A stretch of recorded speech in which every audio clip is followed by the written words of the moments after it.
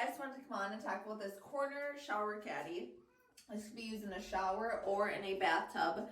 It's nice because we have tile and it still sticks to all of our the tiles on our walls.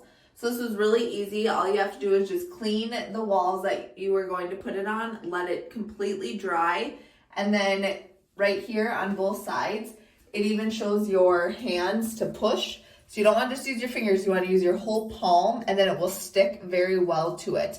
So as you can see, I'm putting weight on it still, and this is nice and filled, and it won't drop at all. So some nice features, as you can see, it has like the slated holes in it, so you don't have to worry about any icky water getting caught in there and making anything icky. It also has these really nice little hooks.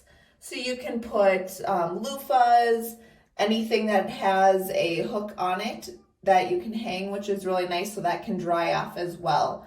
There is a lot of room in here too, so you can store, especially if you have a small space or just getting everything off of the floor, it's really nice to make everything up above and not have any of that icky buildup that I could get from the water and like the soap. So if you were looking for a great corner shower caddy, I would highly recommend this one on Amazon.